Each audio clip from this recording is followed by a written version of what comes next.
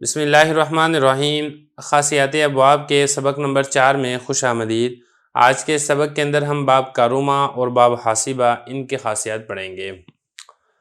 دیکھیں، جیسا کہ آپ کو معلوم ہے کہ ثلاثی مجرد کے کل 6 ابواب ہیں۔ ان 6 ابواب میں سے جو پہلے 4 ابواب ہیں ان کی خاصیات ہم پہلے تفصیل کے ساتھ پڑھ چکے ہیں پہلے 3 اسباق کے اندر۔ اب جو دو آخری باب رہتے ہیں ان میں سے ایک باب کاروما ہے، دوسرا ہے باب حاسبہ۔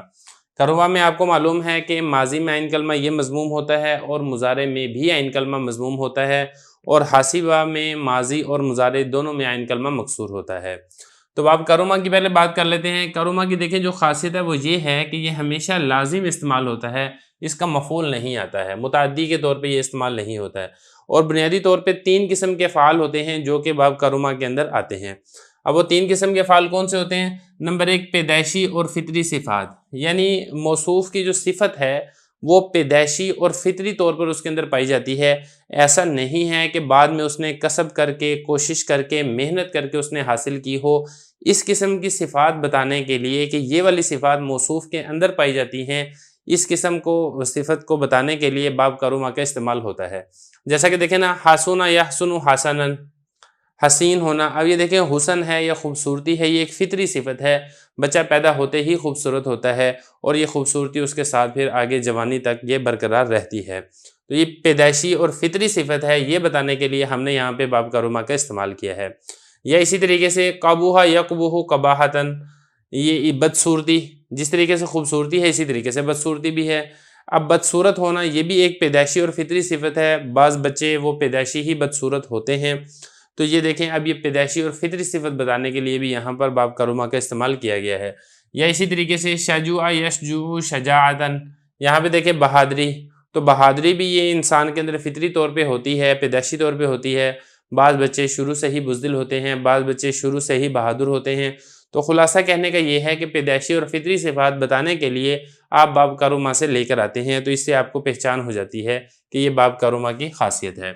یا اسی طریقے سے جو کسبی صفات ہیں، یعنی جو پیدائشی اور فطری طور پر تو انسان کے ساتھ پیدا نہیں ہوتی ہیں، لیکن بعد میں انسان کسب کر کے، محنت کر کے، کوشش کر کے ان کو حاصل کر لیتا ہے، اس قسم کی صفات بتانے کے لیے بھی باب کاروما کا استعمال ہوتا ہے۔ جیسے فقہ یفقہ فقاہتن، اب یہاں پہ اگر آپ غور کریں گے، فقیہ ہونا، اب دینی علوم کے اندر مہارت اور کمال حاصل کرنا، یہ کوئی پیدائشی اور فطری صفت نہیں ہے۔ انسان بڑا ہوتا ہے، بڑا ہونے کے بعد پھر وہ یہ چیزیں حاصل کرتا ہے، علم کے اندر کمال حاصل کرتا ہے اپنی محنت، لگن اور کوشش کے ساتھ۔ تو خلاصہ کہنے کا یہ صفت تو ہے، لیکن یہ صفت کسبی ہے، یہ صفت فطری نہیں ہے، لہذا اس کے لیے بھی باب کاروما کا استعمال کیا جاتا ہے۔ یا اسی طریقے سے جو پیدائشی صفات کے مشابہ ہوں، یعنی وہ پیدائشی طور پر تو صفت نہیں پائی جاتی ہے، لیکن عارضی طور پر بعد میں حاصل کی جاتی ہے اور وہ پیدائشی اور فطری صفات کے مشابہ ہوتی ہیں، تو اس قسم کی صفات بیان کرنے کے لیے بھی باب کاروما کا استعمال ہوتا ہے۔ جیسا کہ عارضی خوبصورتی جو بناؤ سنگھار سے حاصل ہوتی ہے، یا عارضی بدصورتی جو ماسک وغیرہ پہننے سے حاصل ہوتی ہے، تو یہ انسان کے ساتھ فطری طور پر تو نہیں ہوتی ہے، بعد میں کسب کر کے حاصل کی جاتی ہے، لیکن یہ فطری خوبصورتی اور فطری بدصورتی اس کے مشابہ ضرور ہوتی ہے۔ اس قسم کی صفات بیان کرنے کے لیے بھی اب باب کاروما کا استعمال کرتے ہیں۔ تو یہ باب کاروما کی خاصیت ہے کہ لازم استعمال ہوتا ہے، اور یہ کل 3 قسم کے فعال ہیں جن کے لیے اس کا استعمال کیا جاتا ہے۔ اب اس کے بعد آپ آگے چلیں، باب حاسبہ، گنتی کے چند الفاظ اس باب سے استعمال ہوتے ہیں۔ دیکھیں، یہ بہت قلیل الاستعمال باب ہے، بہت کم الفاظ ہیں جو کہ اس باب سے آتے ہیں، اور جو صحیح کی اگر ہم بات کریں تو صرف 2 باب ہیں جو کہ اس باب حاسبہ سے آتے ہیں، جیسے حاسبہ یحسب حسبانا، اور اسی طریقے سے نعیمہ ینعم نعمتن۔ یہ 2 باب ہیں جو صحیح سے باب حاسبہ سے آتے ہیں، بلکہ بعض رات یہاں پہ بھی یہ فرماتے ہیں کہ اس کے اندر ایک سمیہ کا قول بھی ہے کہ یہ دونوں باب میں سمیہ بھی استعمال کیا جاتا ہے۔ اس کے علاوہ جو باقی ابواب ہیں وہ صحیح سے نہیں آتے ہیں، صحیح کے علاوہ آتے ہیں، اور زیادہ تر جو اس کا استعمال ہوتا ہے، زیادہ تر اس کا استعمال یہ مثال کے اندر ہوتا ہے۔ جیسے کہ اگر آپ ان کی مثالیں دیکھیں گے تو آپ کو مثال کی بہت زیادہ اس میں مثالیں نظر آئیں گی، جیسا کہ یہ ہے، اور اسی طریقے سے یہ ہے، اور یہ ہے 4 5 6 7، یہ لفیف ہے، لفیف میں بھی مثال ہوتی ہے، یہ بھی لفیف ہے۔ اس کے علاوہ یہاں پر بھی مثال ہے، یہاں پر بھی مثال ہے۔ تو خلاصہ کہنے کا یہ ہے کہ اکثر و بیشتر اس کا جو استعمال ہے وہ مثال کے اندر کیا جاتا ہے، اور یہ جو مثالیں ہیں، ان مثالوں میں سے بھی جو بعض مثالیں ہیں ان کے اندر باب سامیہ کا بھی استعمال کیا جاتا ہے۔ تو اس کی پہچان کا کیا طریقہ ہے؟ تو دیکھیں باب حسیبہ یحسب، اس کی پہچان کا طریقہ یہ ہے کہ جو کل گنتی کے جو الفاظ ہیں 18 19 یہ الفاظ ہیں، آپ اس کو اچھے طریقے سے زبانی یاد کر لیں۔ جب آپ ان کو زبانی یاد کر لیں گے تو آپ کو پتہ چل جائے گا کہ یہ باب حسیبہ سے ہی آتے ہیں۔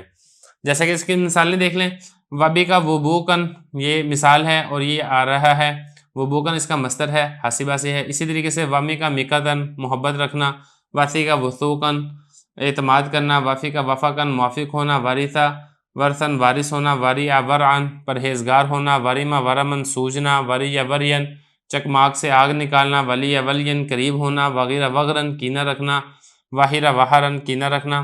تو یہ اس میں ایک تو صیغہ ذکر کیا ہے فعل ماضی کا پہلا صیغہ، اور اس کے بعد اس میں نے مصدر ذکر کیا ہے۔ باقی مضارع وہ جو بھی باب ہے وہ آپ ساری تفصیل معلوم کر سکتے ہیں۔ مثال ہے تو اس کے اوپر آپ مثال کے قوانین جاری کر لیں، اور اسی طریقے سے اگر اس کے اندر جو 2-3 صیغے ہیں جو کہ آپ کو معلوم ہے لفیف کے ہیں تو اس کے اندر آپ لفیف کے قوانین جاری کر کے باقی پوری گردان آپ معلوم کر سکتے ہیں۔ اسی طریقے سے ولیہ ولہن غمگین ہونا، واہل وہلن خلاف مراد چیز کا وہم ہونا، وائم وامن کسی کے لیے بھلائی کی دعا کرنا، وطی وطن روندنا، یا عیسی یاسن نا امید ہونا، یا بھی سیوبسن خشک ہونا۔ تو یہ کچھ تھوڑے بہت الفاظ ہیں جو کہ باب حسیبہ کے اندر آتے ہیں۔ تو یہاں تک ہمارے ثلاثی مجرد کے جو 6 باب ہیں ان کی خاصیات مکمل ہو گئی ہیں۔ اب اس کے بعد ہم انشاءاللہ ثلاثی مزید فی کی خاصیات کے بارے میں پڑھیں گے۔